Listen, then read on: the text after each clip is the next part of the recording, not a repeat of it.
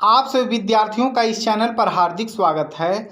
इस टॉपिक में भारतीय संविधान के सामान्य ज्ञान के महत्वपूर्ण प्रश्न और उत्तर को देखेंगे, जो कि संविधान से वही प्रश्न लिए गए हैं जो प्रतियोगी परीक्षाओं के लिए वेरी इंपॉर्टेंट है। तो आइए बिना रुके हम इसे शुरू करते हैं। और जो बच्चे इस चैनल पर नए हो कृपया चैनल को सब्सक्राइब कर लें, क्योंकि इस चैनल पर इसी तरह के इंपॉर्टेंट टॉपिक आपको प्रोवाइड करवाए जाते हैं। भारतीय संविधान सभा की प्रथम बैठक कब हुई थी? 9 दिसंबर 1946 को। संविधान सभा के अस्थायी अध्यक्ष के रूप में किसे नियुक्त किया गया था? डॉक्टर सच्चिदानंद सिन्हा को संविधान सभा के अस्थायी अध्यक्ष के रूप में नियुक्त किया गया था। प्रारूप समिति के अध्यक्ष थे डॉक्टर भीमराव अंबेडकर। संविधान सभा के अस्थायी अध्यक्ष थे डॉक्टर राजेंद्र प्रसाद, जो कि भारत के प्रथम राष्ट्रपति भी चुने गए थे। संविधान सभा ने अंतिम रूप से संविधान को कब पारित किया था? 26 जनवरी 1950 को। भारतीय संविधान किस दिन से पूर्णतया लागू हुआ? 26 जनवरी 1950 से भारतीय संविधान पूरे भारत में लागू हो गया। भारत कब गणतंत्र बना? 26 जनवरी 1950 को। भारतीय संविधान ने किस भाग को उसकी आत्मा की संज्ञा दी है? उसके प्रस्तावना को, जैसे उसमें है, हम भारत के लोग भारत को एक प्रभुत्व संपन्न साम्यवाद, पंथ निरपेक्ष और समाजवादी राज्य बनाने के लिए आप दृढ़ संकल्पित होते हैं। यह जो आपका है वही जो भारतीय संविधान की आत्मा है और उसी को प्रस्तावना कहा जाता है। संविधान सभा ने राष्ट्रीय गान को कब स्वीकार किया? 24 जनवरी 1950 को राष्ट्रीय गान को स्वीकार किया गया। भारतीय नागरिकों को प्राप्त मूल अधिकारों की संख्या कितनी है? तो कुल 6 है। संपत्ति के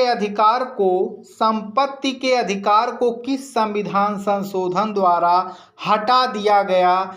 44वें संविधान संशोधन के द्वारा।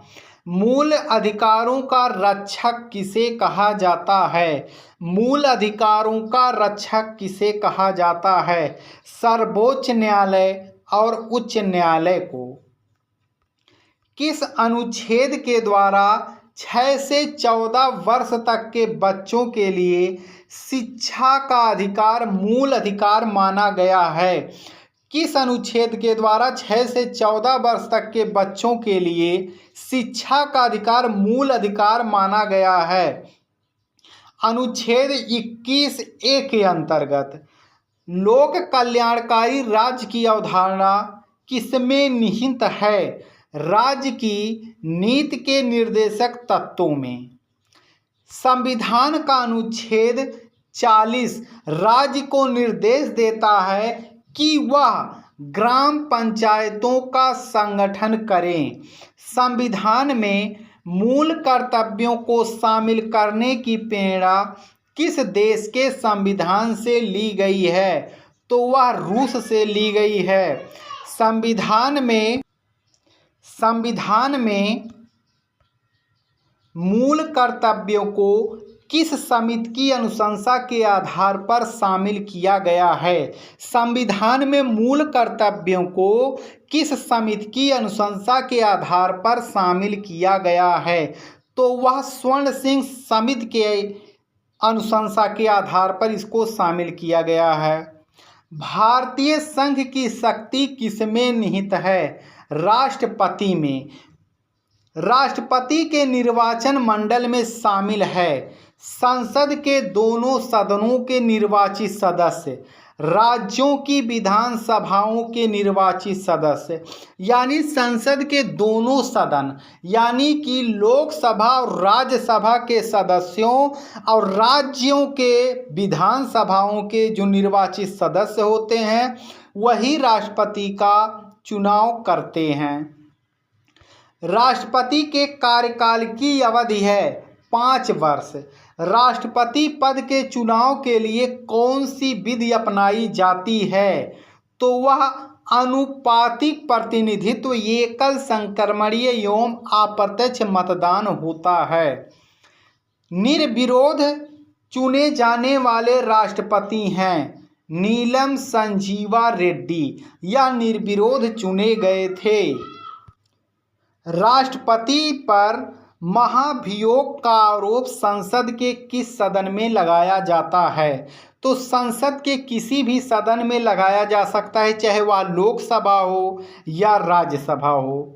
भारतीय सेनाओं का सर्वोच्च सेनापति कौन होता है? तो वह भारत का राष्ट्रपति होता है। भारतीय संविधान के अनुसार संघ की कार्यपालिका शक्ति किसमें निहित है? राष्ट्रपति में।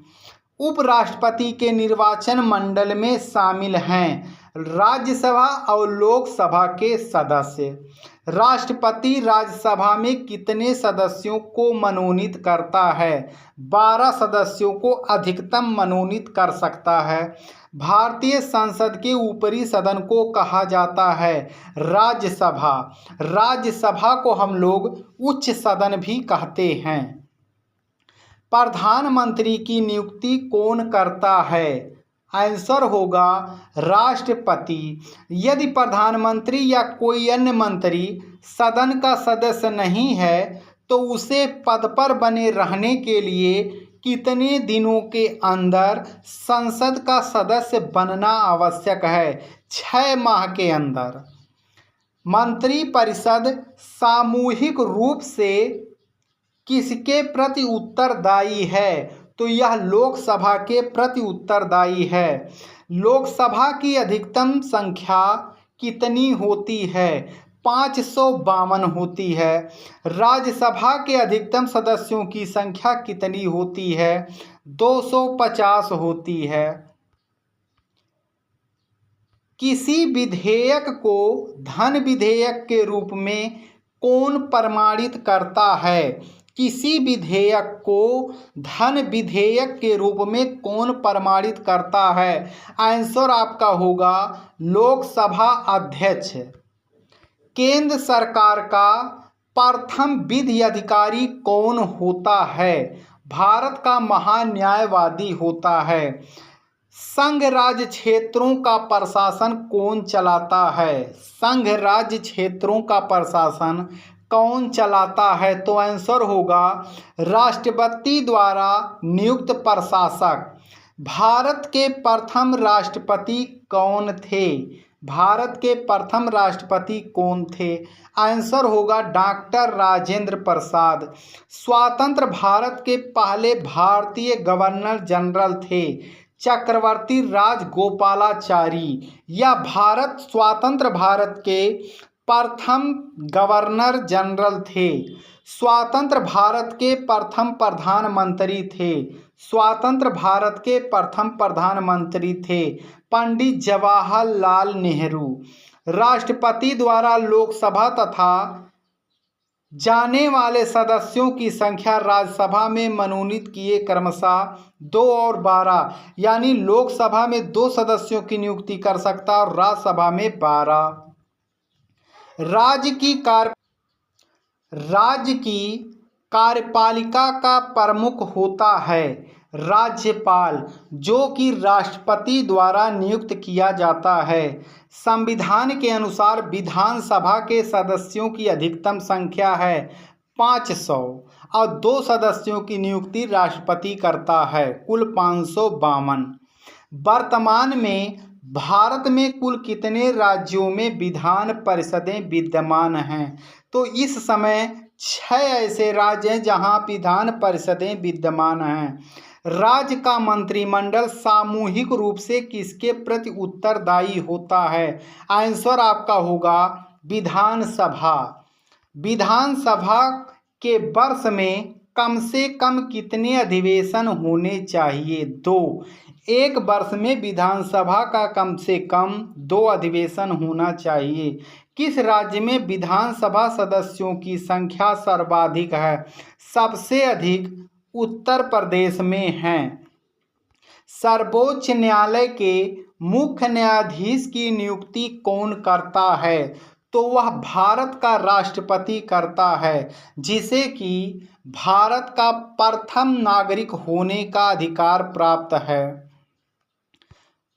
और कहा भी जाता है उच्चतम न्यायालय के न्यायाधीशों का कार्यकाल होता है उनकी 65 वर्ष की आयु होने तक वह अपने पदों पर बने रह सकते हैं।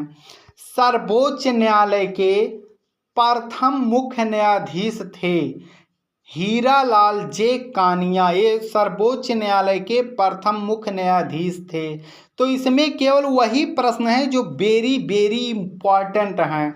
संविधान से जितने भी प्रश्न महत्वपूर्ण हैं वे सभी इसमें दिए गए हैं। आप सभी लोग इसको ज़रूर तैयार कर लें। आप सभी विद्यार्थियों का वीडियो देखने के लिए धन्यवाद।